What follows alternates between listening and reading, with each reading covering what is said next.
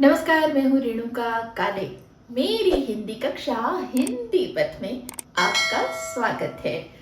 तो मेरे प्यारे बच्चों, आज हम पढ़ने जा रहे हैं रिमझिम कक्षा 5 की किताब जो NCERT की है ना, उसका पहला पाठ राख की रस्सी।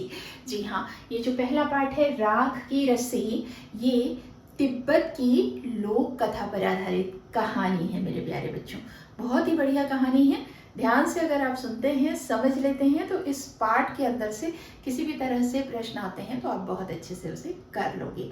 और कहानी इतनी अच्छी, इतनी प्यारी है कि उसे सुनकर आप दूसरों को भी सुनाएंगे तो बड़ा मजा आएगा। तो चलिए देर नहीं करते, शुरू करते हैं ये कहानी। लेकिन उसके पहले मैं आपको बता देती हूँ कि इस कहानी के पात्र कौन कौन से हैं मेरे प्यारे बच्चों। तो देखिए, ये जो है कहानी है आपकी राख की रस्सी। ये कक्षा 5 की है, मैंने जैसा बताया पहला पाठ है कक्षा 5 का। NCERT की रिमझिम जो है उसका है ये पाठ। ठीक है बच्चों, पहला पाठ। इसमें है सौंदव सेन गाम्पो। ये जो है ये तिब्बत के 32वें राजा हैं।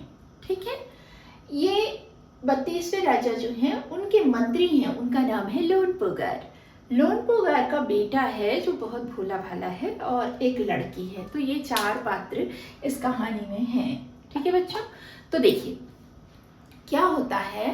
तिब्बत के 32वें राजा के मंत्री थे लोनपोगार, और लोनपोगार बहुत बुद्धिमान थे, चालाक चतुर थे, और उनकी होशियारी के सभी कायल थे।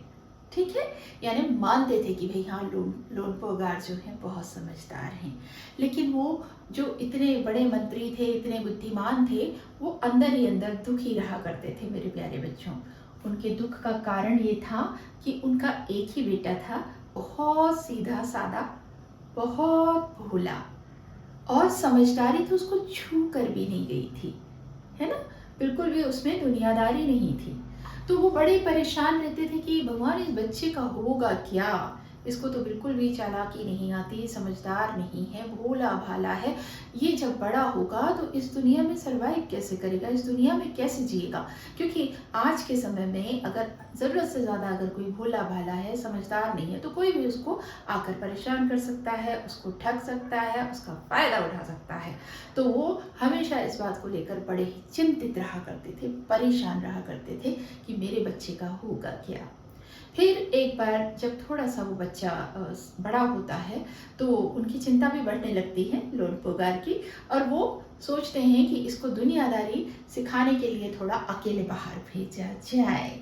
तो मेरे प्यारे बच्चों, वो क्या करते हैं, लोनपोगार अपने बेटे को अपने पास बुलाते हैं और बोलते हैं, ये 100 भेड़ लेकर तुम शहर जाओ, और याद रखना, इन भेड़ों को ना तो तुम मारोगे, ना तो तुम बेचोगे, लौट कर जब आओगे ना तो ये पूरी 100 भेड़ें वापस लाना, और 100 बोरे जौ खरीद कर लाना। बेटा जो है पिता की आज्ञा का पालन करता है, 100 भेड़ें जो उसको दी है पिताजी ने, वो लेकर शहर जाता है। ठीक है, बड़ा सीधा साधा, बड़ा भोला भाला। अब उसको समझ नहीं आता कि मैं करूं तो करूं क्या। पिताजी ने कहा है कि भेड़ों को बेचना भी नहीं है, भेड़ों को मारना भी नहीं है, और तुम साथ में भेड़ों के को भी लाओ, और साथ में 100 बोरे जौ के खरीद के लाओ। अब वो बहुत सोचता है, परेशान हो जाता है, थक कर बेचारा सड़क किनारे उदास सा बैठा रहता है। तभी वहां पर एक लड़की आती है। वो उसको ऐसे देखती है तो उसके पास आकर पूछती है कि क्या बात है, तुम इतने उदास क्यों हो। तो लड़का पूरी बात बता देता है कि भाई ऐसा ऐसा है, इसलिए मैं परेशान हूँ। तो लड़की थोड़ा सोचती है और बोलती है कि ठीक है, और वो भेड़ों के शरीर के बाल जो हैं वो पूरे उतार लेती है, यानी काट लेती है, और उन बालों को बेचकर जो रुपये मिलते हैं ना, उनसे 100 बोरे जौ खरीद लेती है, और बेटा जो है लोनपोगार का उसको देती है लड़के को, और बोलती है कि ये लो, अब ये लेकर घर जाओ। वो अपने घर वापस आता है। पिताजी देखते हैं कि अरे वाह, 100 बोरे जौ भी लाया है, साथ में भेड़े भी लाया है। फिर वो पूछते हैं क्या हुआ, क्या किया तुमने। लड़का सारी बात बताता है, उसकी आप बीती, यानी आज उसके साथ जो कुछ हुआ था वो सुनने के बाद जो लोनपोगार हैं वो कोई बहुत खुश नहीं होते, वो उठकर अंदर चले जाते हैं। अब सीधी सी बात है, समझदार है पिता, बेटे को समझदारी सिखाने के लिए भेजा था। वो समझ जाते हैं कि भाई इसमें बेटे का क्या योगदान, इसकी बुद्धिमानी कहाँ इसमें साबित होती है। ये तो उस लड़की ने उसकी हेल्प की, उसकी मदद की, इसलिए वो ऐसा कर पाया। दूसरे दिन पिताजी बोलते हैं अब तुम जाओ फिर से ये 100 भेड़ें लेकर और फिर 100 बोरे जौ के खरीद के लाओ। लड़का फिर से दूसरे दिन जाता है मेरे प्यारे बच्चों। आप सोचो क्या होगा? हाँ बिल्कुल सही, इस बार भी वो उदास बैठा रहता है। फिर से वो लड़की उसको देखती है, उसके पास आती है, बोलती है अब क्या हुआ, फिर वो पूरी बात बताता है। ठीक है, अब मेरे प्यारे बच्चों लड़की बोलती है, सोचती है थोड़ा, और फिर वो क्या करती है, वो भेड़ों के सींग काट कर उनको बेच देती है। अब सींग बहुत सारे काम आते हैं, बहुत सारी चीज़ें बनती हैं ना, उससे बटन वटन और बहुत सी कुछ चीज़ें बनती हैं।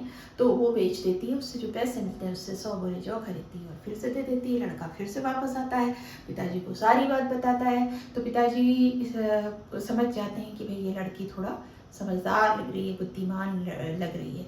तो पिताजी बोलते हैं बेटा अब ऐसा करो, एक बार फिर तुम जाओ और उस लड़की से कहना कि मुझे 9 हाथ लंबी राख की रस्सी बना कर दे। बेटा जाता है और फिर से उस लड़की को बताता है कि पिताजी ने कहा है कि आप 9 हाथ लंबी राख की रस्सी बना कर दें। लड़की कुछ देर सोचती है और फिर कहती है कि देखो मैं 9 हाथ लंबी राख की रस्सी तो बनाकर दे दूंगी, लेकिन अपने पिताजी से कहना कि वो आपको पहननी पड़ेगी गले में। लड़का जाकर जब बताता है कि लड़की ने कहा है कि 9 हाथ लंबी राख की रस्सी जो है वो बना देगी, लेकिन आपको उसको गले में पहनना होगा पिताजी। वो सोचते हैं कि ये तो बनाना असंभव है और ये लड़की बना ही नहीं पाएगी राख की रस्सी। वो बोलते हैं ठीक है। लड़का जाकर बताता है कि पिताजी ने उसका प्रस्ताव स्वीकार कर लिया है कि वो रस्सी गले में पहनेंगे, आप बनाकर दो। लड़की क्या करती है, एक सिल लेकर आती है। सिल जानते हैं ना बच्चों, पत्थर का टुकड़ा बड़ा सा, ठीक है, बड़ा सा पत्थर का टुकड़ा सिल लेकर आती है और उसमें हाथ से नाप कर 1 2 3 ऐसे 9 हाथ लंबी रस्सी नाप लेती है और उसको सिल में जमा देती है, सरक देती है सिल में और उसको जला देती है। रस्सी सिल में पूरी ऐसी जमी हुई है, 9 हाथ लंबी है, और जब वो जल जाती है बच्चों तो क्या रह जाएगी जी, राख रह जाएगी। और वो जो राख है वो सिल में ऐसे जमी हुई है और लड़की वो सिल उठाकर लोनपोगार के पास जाकर उससे कहती है कि लीजिए पहनिए। तो लोनपोगार समझ जाते हैं कि भाई लड़की है बहुत समझदार, बहुत बुद्धिमान है और इस रस्सी को पहनना तो दूर, इसे हाथ लगाते ही ये रस्सी टूट जाएगी। वो बिल्कुल देर नहीं करते, वो समझ जाते हैं कि मेरे भोले भाले बेटे को, ना समझ बेटे को, बहुत ही जो ऐसा बच्चा है जिसको दुनियादारी नहीं आती, उसे संभालने के लिए ऐसी ही लड़की की ज़रूरत है, ऐसी ही जीवन संगिनी चाहिए जो उसके साथ जीवन भर चले, मेरे बच्चे को इस दुनिया में जीने के लिए हमेशा सपोर्ट करती रहे। तो वो बिना देर किए लड़की के सामने अपने बेटे से शादी का प्रस्ताव रख देते हैं। दोनों की शादी बहुत धूमधाम से हो जाती है। तो ये है बेटा कहानी राख की रस्सी, तिब्बत की लोक कथा पर आधारित एक कहानी है। तो ये कहानी अच्छे से पढ़ लीजिएगा, इसी से संबंधित सारे प्रश्न होते हैं उनको आप बहुत अच्छे से जवाब दे पाएंगे अगर कहानी अच्छे से पढ़ लेते हैं, समझ लेते हैं। तो मेरे प्यारे बच्चों आज के लिए इतना ही। अब दीजिए अनुमति अपनी काले मैम को हिंदी पद से। तब तक स्वस्थ रहिए, मस्त रहिए, मिलेंगे अगली कक्षा में। अनुमति दीजिए, नमस्कार।